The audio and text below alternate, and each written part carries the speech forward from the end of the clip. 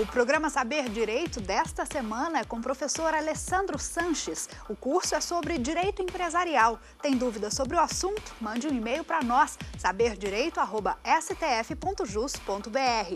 E você também pode estudar pela internet. É só acessar o www.tvjustiça.jus.br.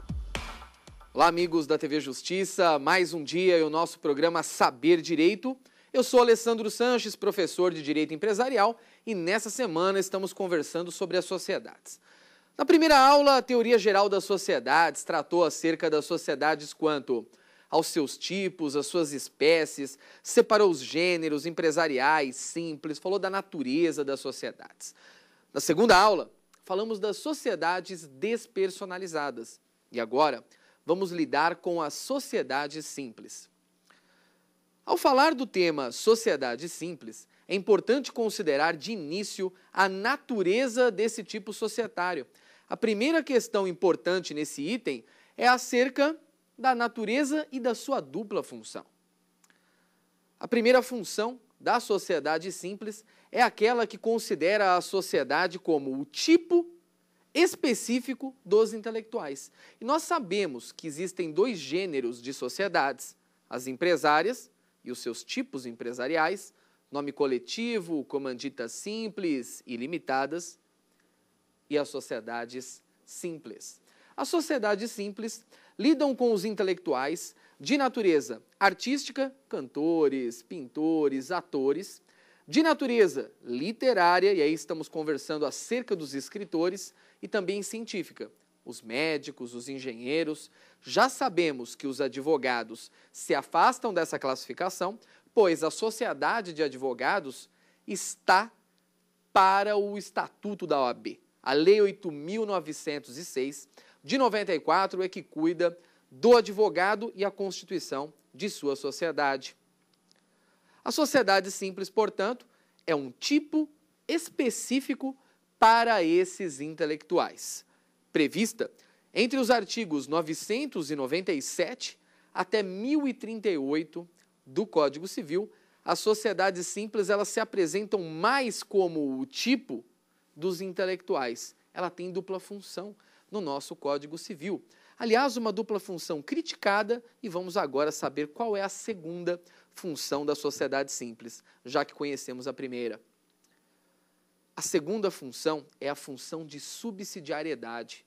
Significa que, no momento de o intérprete, seja ele o doutrinador, mas principalmente o aplicador da interpretação, que é o juiz, no momento do intérprete perceber que há uma lacuna na lei para a solução de um determinado conflito, de um determinado litígio acerca de uma sociedade, esse intérprete, o juiz, ele precisa utilizar subsidiariamente as normas de sociedade simples, significando que se em uma sociedade em nome coletivo, sociedade em nome coletivo que está presente no Código Civil nos artigos 1039 a 1044, se houver uma lacuna, e provavelmente haverá, porque apenas, vejam lá, estamos falando de apenas 5 dispositivos para tratar da sociedade em nome coletivo.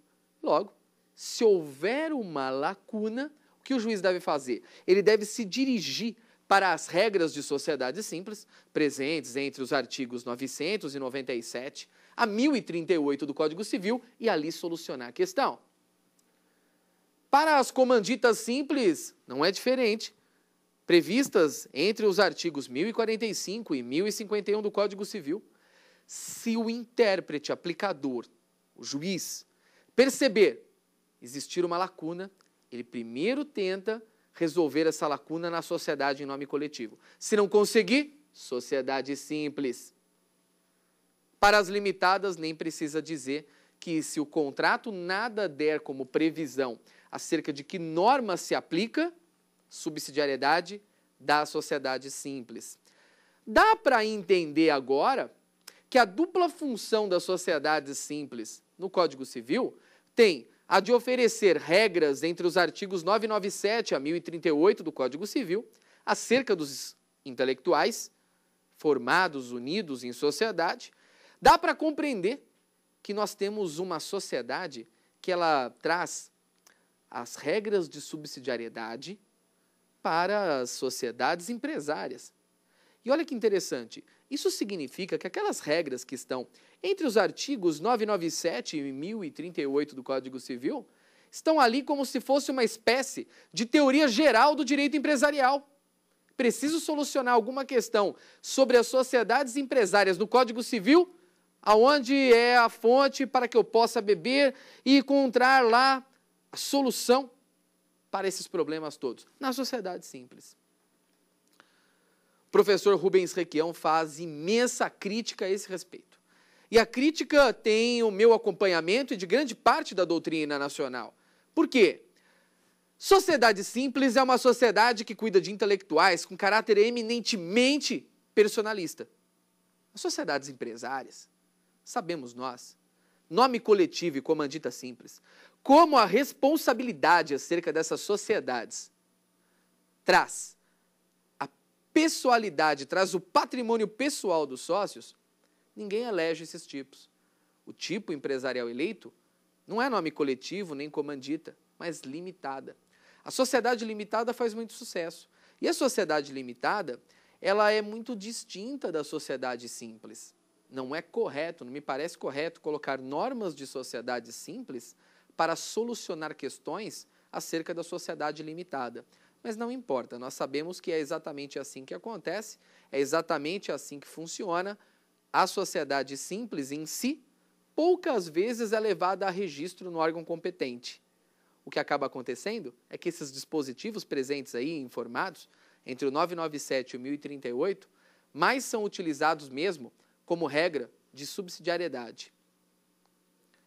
É exatamente aí que digo aos senhores todos que correto está o professor Rubens Requião, que diz o seguinte: seria melhor legislador ter construído uma teoria geral do direito empresarial para resolver questões subsidiárias e não fazer com que as normas de sociedade simples cumprissem essa função. Falado da dupla função da sociedade simples, vamos falar um pouquinho da sua Constituição. Já sabemos, se um intelectual, e nós temos de lembrar aquela regra que foi conversado acerca da nossa primeira aula, se um intelectual deseja constituir uma sociedade, e o intelectual lembra, eu sempre lembro que intelectual Alice que termina com I, artistas, literários, cientistas. Artistas, cantores, pintores, dançarinos, literários, escritores, cientistas. Estamos falando dos médicos, dos engenheiros, dos dentistas. Se esse intelectual deseja constituir uma sociedade, logo, ele vai precisar da união de pessoas, então precisa da pluralidade. É necessário a união de capital e na sociedade simples é possível contribuir com serviços.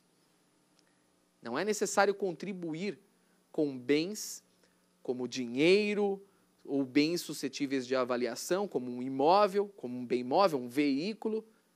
É possível, sim, contribuir para essa sociedade, já que estamos falando em sociedade simples, com os serviços. Aliás, a sociedade simples lida com os intelectuais e os seus talentos, e o seu talento intelectual profissional. Logo, em vezes, o talento de determinado profissional tem valor muito superior à contribuição em bens, já que o caráter dessa sociedade é extremamente personalista, porque o intelectual depende do seu talento. Por isso que é possível contribuir não somente com bens, mas contribuir também com serviços. Mais do que unir pessoas e capital, é necessário a contratualidade, e isso vai significar que um instrumento de contrato dará toda a linha das cláusulas mais básicas que uma sociedade simples deve ter. E aí, nós podemos falar na constituição desse tipo societário. A constituição desse tipo societário, que se faz por meio de um instrumento, e que fique bem claro, o simples fato do instrumento de contrato ser ali assinado faz com que existam efeitos entre as partes. Mas, perante terceiros, esses efeitos somente poderão se verificar, logicamente, a partir do momento em que se faz o registro. O registro da sociedade simples pode ser feito em até 30 dias. Há um efeito ex tunc, portanto retroativo. E se o registro ele é tomado, a título de exemplo, 15 ou 20 dias depois da constituição do instrumento de contrato social, a retroação aos efeitos em relação ao dia em que esse instrumento foi assinado, para desconsiderar a hipótese de irregularidade. Ela não está irregular. A sociedade simples, que dupla função tem, e uma delas de oferecer um tipo societário para o intelectual, é constituída, portanto, de maneira ao instrumento de contrato conseguir lá ser levado a registro em até 30 dias, sem que isso tenha qualquer inconveniente em termos de considerá-la irregular. E o órgão competente para o registro da sociedade simples é o Cartório Civil de Registro das Pessoas Jurídicas. O Cartório Civil de Registro das Pessoas Jurídicas recebe todos os instrumentos dos intelectuais e é ali que se concebe o registro para que dali por diante se considere a regularidade. Lembrando que se passar o tempo dos 30 dias, que é considerado com regra prevista entre os artigos 997 e 1038 do Código Civil, aí não tem papo. Aí a sociedade simples, esquece, não será assim considerada. Ela será considerada uma sociedade em comum. E na aula de ontem já conversamos acerca disso. Já conversamos sobre sociedade em comum, que é aquela que não registra os seus atos constitutivos no órgão competente, segundo os artigos 986 a 990 do Código Civil. Sabemos sobre sociedade simples o suficiente para conhecer as suas características mais básicas. O basicão sobre sociedade simples é agora considerado para o estudo de vocês. É exatamente aquela que tinha base no parágrafo único do artigo 966 do Código Civil. E é sempre importante considerar que a cooperativa sempre será uma sociedade simples. Não há que se falar em cooperativas que não sejam constituídas por sociedades simples. Fechada essa questão e conversado aí acerca das suas características básicas, vamos agora adentrar alguns temas de sociedade simples que começam a demonstrar qual é o caráter de seu desenvolvimento. E conhecer a sociedade simples vai ser de mais importante para você e para o seu projeto. Por quê? Pode ser que você jamais se utilize da sociedade simples em vista da necessidade de um cliente, em vista de uma consulta, em vista de diretamente falar dos intelectuais. Mas a sua dupla função a coloca no cenário com uma importância extrema. Por quê? Para solucionar uma questão de omissão que exista acerca das limitadas, é a sociedade simples que vai resolver. Um exemplo importante é o contrato social. As cláusulas que devem fazer parte de um contrato social estão no artigo 997 e os seus incisos. Um contrato social de sociedade simples. Se for iniciar uma sociedade em nome coletivo, existe algum artigo no Código Civil, lá na parte de nome coletivo, que trate a respeito das cláusulas? Não. E se não há uma lacuna, e se há uma lacuna, eu preciso aplicar alguma norma de caráter subsidiário. Eu vou aplicar a sociedade simples. Sobre comandita simples. Sobre comandita simples, eu preciso fazer o contrato de sociedade. Sei que, não existindo regra, eu vou para nome coletivo. E aí, lá eu também não encontro como fazer o contrato. Tenho que seguir para a sociedade simples e montar o contrato da sociedade nessa base. Não será diferente das sociedades limitadas, que também se utilizam da sociedade simples ao se verificar o calar da legislação acerca desse tema, que está lá entre os artigos 1052 a 1087. E agora, como o nosso programa tem a magia de oferecer aí ao telespectador as perguntas dos acadêmicos de direito, que em grande parte das vezes também é a sua pergunta, aquela pergunta que está pulando aí em suas mentes, de repente ela é oferecida pelo acadêmico de direito que vai agora trazer a sua pergunta para nós e eu quero ouvir. Vamos lá. Olá, professor. Meu nome é Pedro Paulo Cardoso e a minha dúvida é: as sociedades de advogados são consideradas sociedades simples ou empresárias? Vamos lá. O Pedro quer saber da sociedade de advogados. Aliás, essa pergunta é bem interessante, porque é uma pergunta que se repete demais. A sociedade simples está como a sociedade de intelectuais. A sociedade empresária não, se afasta disso. O advogado é o intelectual, porque nós já conversamos. É aquela regra, Alice. Artistas, literários e cientistas. Os artistas são cantores, são atores. Os literários, escritores. E os cientistas, médicos, engenheiros e também os advogados.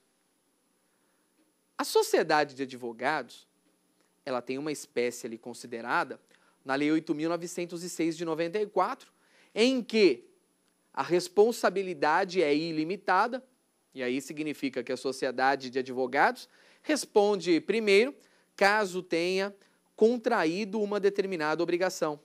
Responde primeiro a sociedade de advogados. Caso a sociedade de advogados não tenha como responder isso, aí entra a figura do sócio. Aí entra a figura do sócio advogado pagando pelas obrigações, porque a responsabilidade aí é ilimitada. E tudo isso tem base nos artigos 15 a 17 da Lei 8.906 de 94.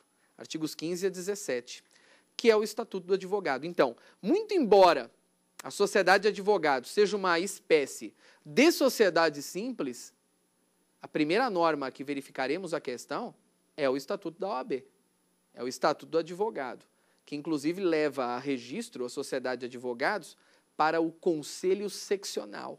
O Conselho Seccional da OAB é que recebe os registros das sociedades de advogados. Logo, logo aí você está me assistindo aí, logo, logo aí você está formado, se já não esteja, vai constituir ou já constituiu a sua sociedade de advogados, essas dúvidas surgem, os artigos 15 e 17 resolvem a questão. Uma questão bastante importante a considerar nesse tema é a principal obrigação, principal dever do sócio, que é o compromisso que o sócio tem em contribuir para essa sociedade. E o sócio que não contribui, após ter prometido, após ter se comprometido, é chamado sócio remisso. O sócio remisso, inclusive, ele pode ser executado para que ele venha a trazer para a sociedade aquilo que ele se comprometeu e, portanto, integralizar o capital, ou seja lá como for, o serviço. O sócio remisso pode ter o seu capital diminuído e o sócio remisso ele pode ser até excluído da sociedade. Então, a principal obrigação do sócio para com a sociedade é contribuir com a sua parte. Do contrário, ele pode, de plano, ser excluído dessa sociedade. Bastante importante considerar essa questão. Dentre os direitos e essa necessidade de contribuir para a sociedade, nós vamos trazer o sócio contribuindo para que a sociedade consiga ter alguma autonomia. E aí dizer que a sociedade, quando registra os seus atos constitutivos perante o órgão competente, tem personalidade jurídica própria. Personalidade jurídica própria, distinta das pessoas dos sócios. Os sócios têm personalidade jurídica de pessoa natural, enquanto a sociedade tem personalidade jurídica de pessoa jurídica. A sociedade deve andar com as próprias pernas. A sociedade terá lá o seu patrimônio, terá autonomia para negociar, terá autonomia para, mais do que isso, participar de polo ativo, polo passivo de processos, de ações judiciais, assim como, mais do que isso, tem autonomia patrimonial, porque recebe os bens, recebe dinheiro, como disse, é bem também, é bem móvel, e recebe os serviços daqueles seus sócios para conseguir seguir naquilo que busca, que é a finalidade, o seu objeto, mais do que o lucro em acerca da atividade que desenvolve, seja ela artística, literária ou científica. Muito bem. Uma coisa que é bastante importante, o sócio necessariamente haverá de contribuir. Se ele necessariamente tem que contribuir, a esse dever existe um contraponto, que eu quero colocar aqui. É nula qualquer cláusula que estipule que um determinado sócio não vai participar dos lucros ou das perdas. Mas principalmente aqui, falar dos lucros, porque em relação às perdas, todos os demais sócios desejam que aquele determinado sujeito participe. Já sobre os lucros, nós sabemos que não é sempre assim. Se falei aqui a mais importante obrigação do sócio para com essa sociedade e o seu direito, talvez dos mais importantes, receber os lucros, pois isso faz parte da essência da sociedade, aqui me cabe falar agora de um terceiro tema, logo depois dessa pergunta que nós respondemos, que é em relação à vontade da sociedade. A sociedade, ela é uma pessoa fictícia, chamada de pessoa moral. Sabemos que, inclusive, existe uma teoria que explica a sociedade, que vai dizer que ela é uma ficção. Uma outra teoria vai dizer que a sociedade é real quanto nós somos, o que é incorreto. Correto mesmo é a teoria da realidade técnica, que ela vai dizer que, ao mesmo tempo que a empresa é uma ficção, porque ela precisa de alguém que tome os atos por si, a empresa toma muitos atos da realidade, como nós, seres humanos, a empresa contrata e aí por diante. A sociedade, nesse caso, não é empresária, é simples, contrata também. E aí, é importante considerar aqui uma questão. A vontade da sociedade, ela é expressa por qual modo? Já que, num determinado termo, ela é uma pessoa moral, ela é existente no campo das ideias. Ela não é uma pessoa natural como nós. Se atentando a isso, a vontade da sociedade foi estudada pela doutrina do professor Pontes de Miranda. O professor Pontes de Miranda diz o seguinte: realmente a sociedade é uma pessoa moral e ela não pode tomar os atos por si só. Ela precisa que alguém o faça em seu nome. Aí vem aquela coisa em nossas mentes. Então ela precisa de um representante. Não. Representante nós sabemos muito bem. O representante tem o condão de tomar determinados atos para aquele sujeito que não tem condição de fazê-lo, como é o caso do incapaz, por uma interdição, ou então um menor. Sabemos que também o enfermo. A sociedade não está nesse grupo, ela não se trata de nenhuma espécie de incapaz. Por isso, Pontes de Miranda, tamanha felicidade, diz o seguinte: a sociedade expressa sua vontade por meio da figura do sócio administrador ou administrador não sócio, seja lá como for. Esse sujeito toma o ato e naquele ato ele é a própria sociedade, ele não está tomando o ato por si. Portanto, ele não é um representante, ele é um presentante. É essa a felicidade de Pontes de Miranda a tratar o tema. O administrador, a assembleia, toma os atos pela sociedade e naquele momento são a própria sociedade. E quais são os itens mais importantes acerca desse tema, de tamanha relevância? Os itens mais importantes estão em saber a vontade da sociedade em vista de seu órgão de deliberação e conhecer também a vontade da sociedade em relação ao administrador. Os sócios deliberam acerca daqueles temas de maior relevância, os temas considerados essenciais para uma sociedade. É necessário a deliberação. A deliberação que, na sociedade simples, num estudo que leva em conta os artigos 999 e 1010 do Código Civil, demonstram que a regra é pela maioria representativa do capital social. A maioria do capital representativa, então cotas que representem a maioria do capital social, traz a regra de deliberação para a sociedade simples. Isso vai significar, naturalmente, o que chamamos de maioria absoluta.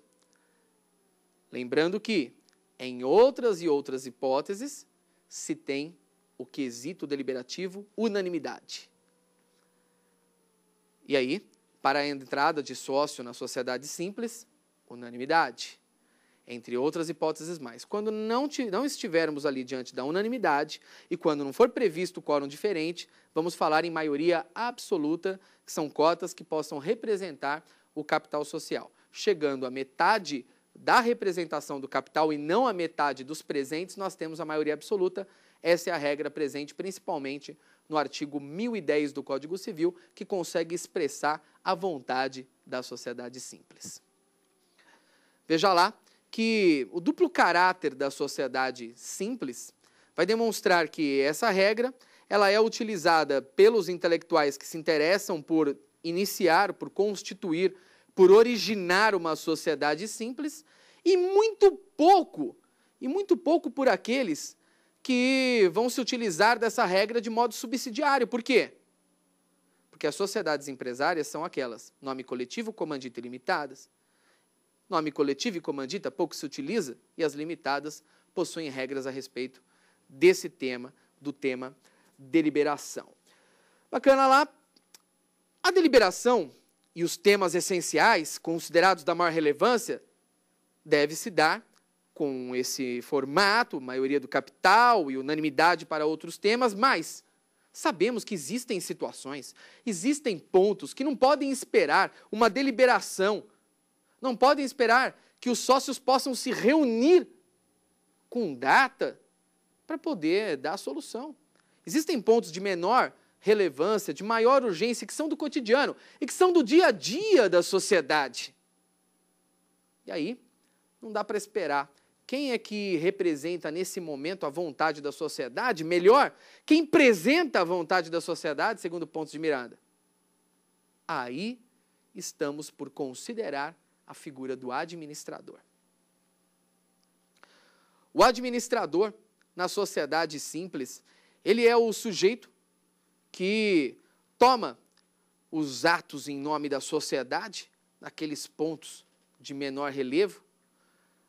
A partir do estudo dos artigos 1010, então 1010 e seguintes, é possível considerar isso. A partir do 1010 e seguintes do Código Civil, se verifica que o administrador é aquele sujeito que deve zelar e ter muito cuidado, muito zelo, muito cuidado com a sociedade simples. O administrador, ele responde perante terceiros? Ou já que ele é a própria sociedade no ato, quem responde em nome dele é a sociedade? Primeira questão a considerar é uma regra básica da responsabilidade civil. O administrador responde sim perante terceiros, principalmente quando nós estamos por considerar a culpa ou o dolo. Se não houver culpa, se não houver dolo, significa que o ato é regular da gestão e sabemos que, já que esse sujeito é o administrador, o próprio ato regular de gestão, ele traz um risco da possibilidade da consideração de alguma espécie de prejuízo. Em não havendo culpa, em não havendo dolo, esse risco será assumido por quem? Pela sociedade. Quando eu digo quem, eu utilizo esse pronome, o pronome é aquele que a gente sempre utiliza acerca de perguntar de uma pessoa, faço certo, porque a sociedade personalizada, após o registro no órgão competente, no cartório de registro civil das pessoas jurídicas, a sociedade é uma pessoa. É a sociedade que deve responder se o ato for regular de gestão. Se estivermos diante de culpa, ou se estivermos aí diante de dolo, culpa já resolve, um ato de negligência, de imprudência ou de imperícia, o administrador responderá. E o Código Civil mais adiante, no parágrafo 2º do artigo 1013 do Código Civil, impõe mais. Ele vai dizer o seguinte modo: se esse administrador devia saber, mais do que sabia, devia saber que estava agindo em desacordo com a maioria, só por isso ele será responsabilizado. Então, perdas e danos, parágrafo 2º, artigo 1013 do Código Civil.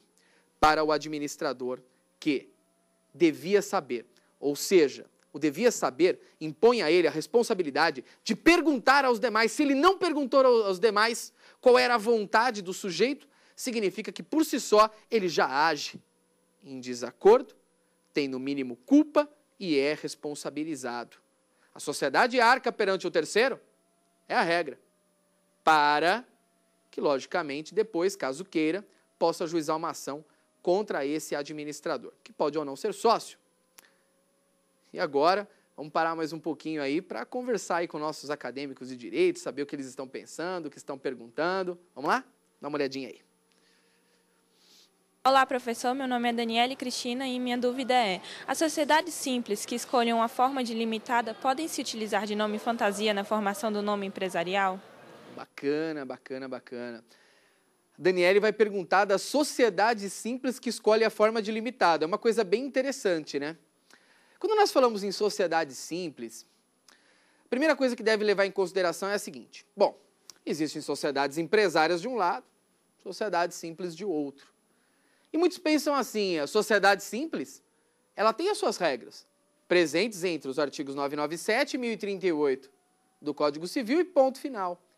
E esquecem de uma coisa, a sociedade simples, ela pode se utilizar dos tipos empresariais. Olha que interessante, pode existir uma sociedade simples, em nome coletivo, uma sociedade simples, em comandita simples, ou uma sociedade simples limitada. Ou seja, há uma sociedade simples pura, e aí utiliza as regras do 997 até o 1038.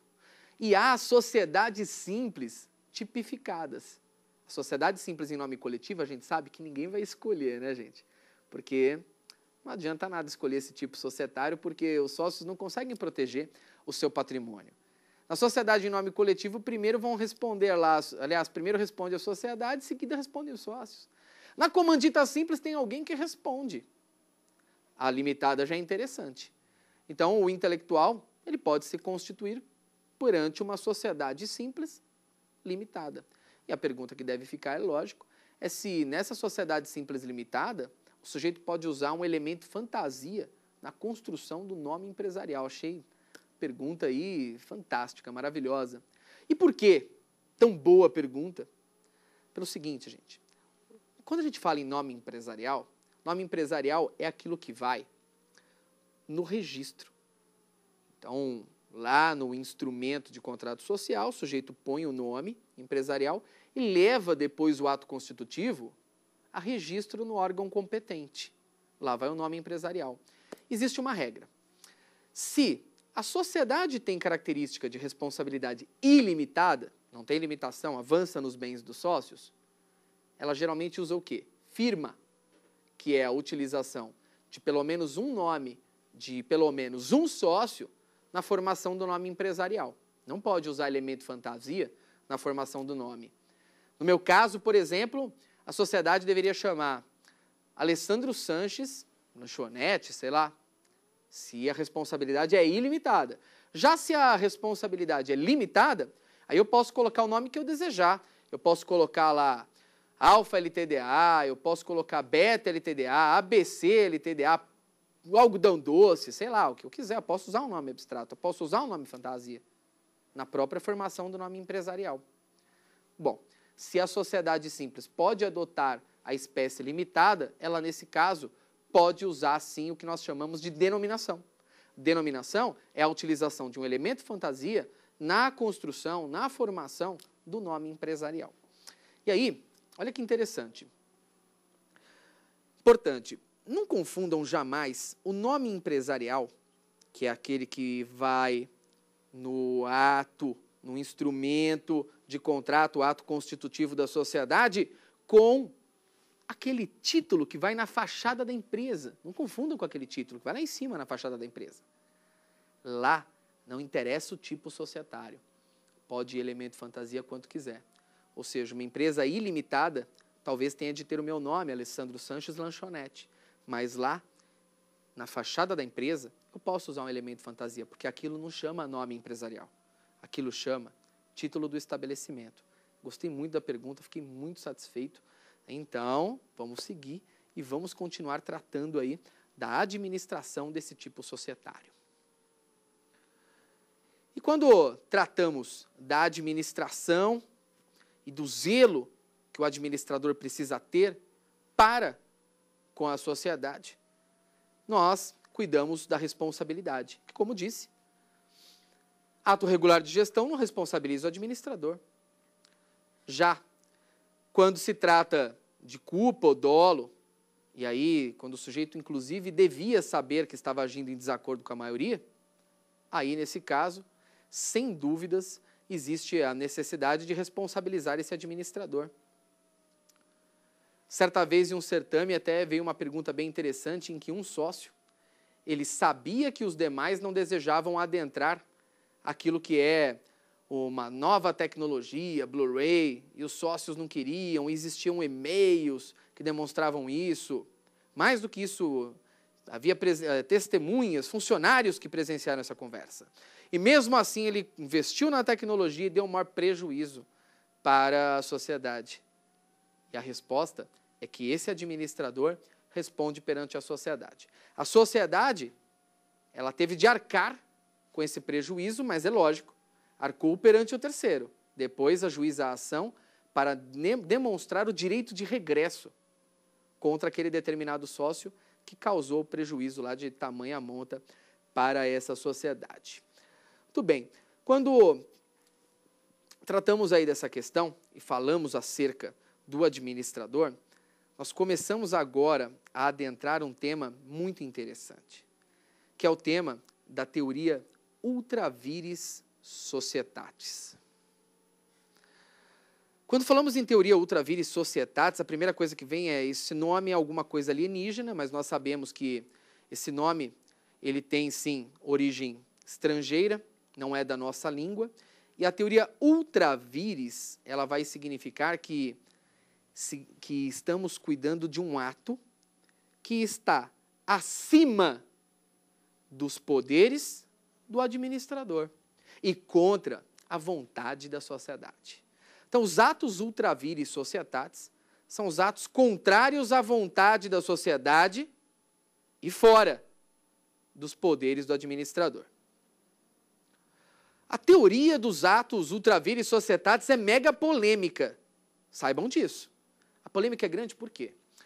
A polêmica é imensa, é tamanha, já que, nesse caso, como a sociedade não deu poderes para aquele determinado administrador, e aquele administrador, como se fosse a própria sociedade, contratou com terceiros, olha que interessante, o terceiro, se quiser cobrar o prejuízo que teve, vai ter que cobrar o administrador, porque a sociedade não responde. Como pode, né? O administrador está tomando o ato como se a sociedade fosse. Naquele momento ele é a sociedade. Mas estamos considerando que esse sujeito extrapolou seus poderes.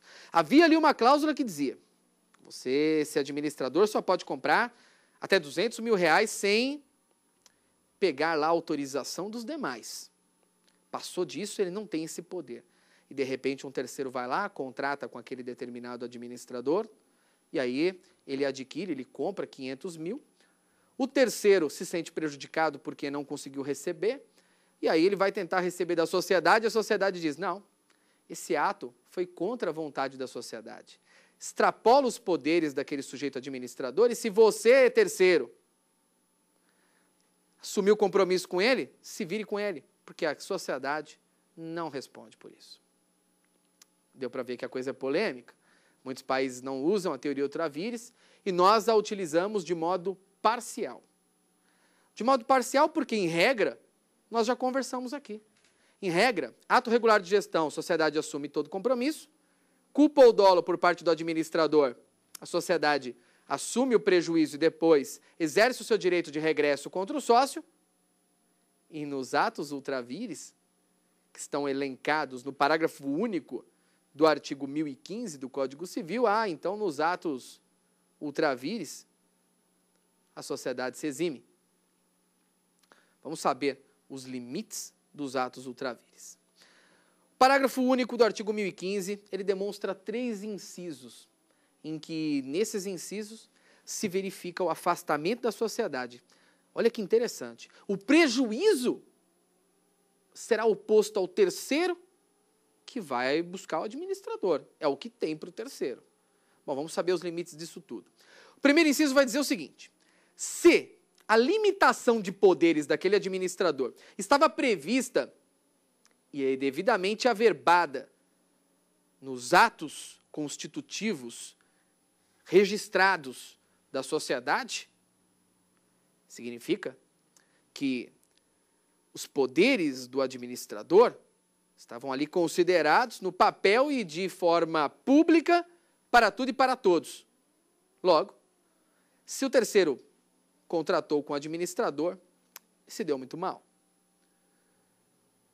No segundo item, esse item é complicado, porque vai dizer o seguinte: se for possível provar que a limitação de poderes era de conhecimento do terceiro, que contratou com a sociedade, nesse caso aí com o administrador, é o administrador que vai arcar com isso, a sociedade não.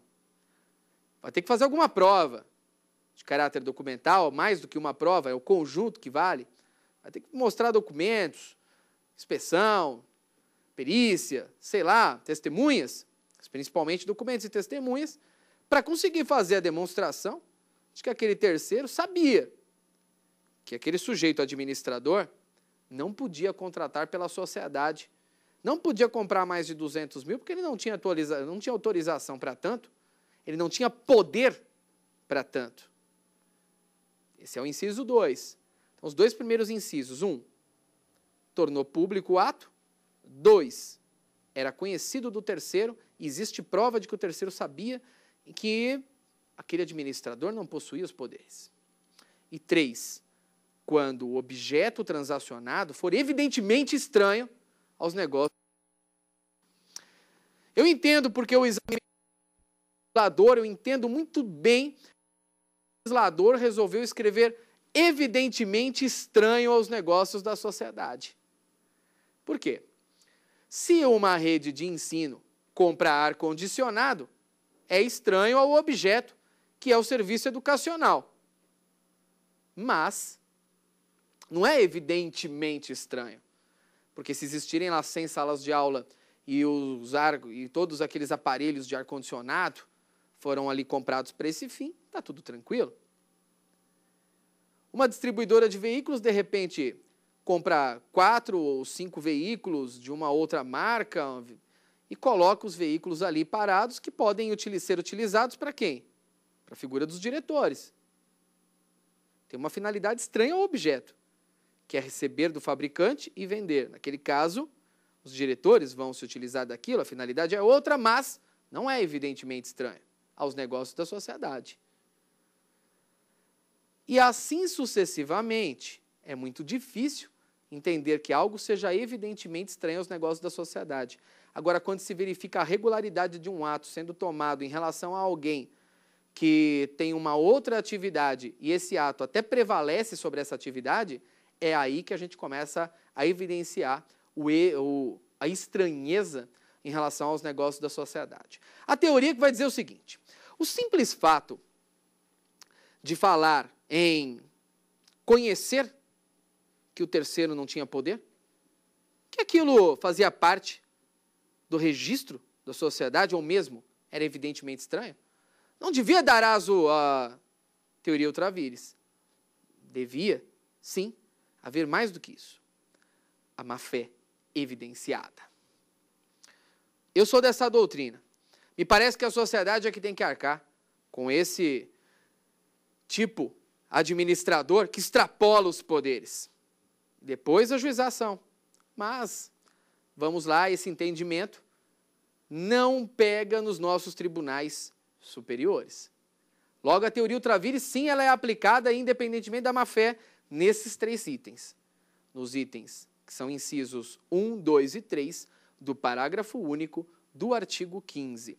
É sempre muito importante considerar, é sempre muito importante lembrar que, no caso, a teoria da aparência é aplicada para relativizar ainda mais a teoria ultra vires, ou seja, contratou no ambiente da sociedade, não pode aplicar a teoria ultra vires, porque aparentava que o sujeito tinha poderes.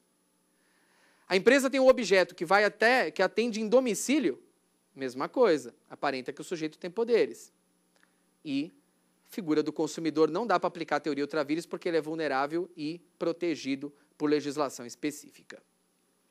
Vamos lá agora saber a respeito de mais uma pergunta. Vamos lá, acadêmico de direito perguntando.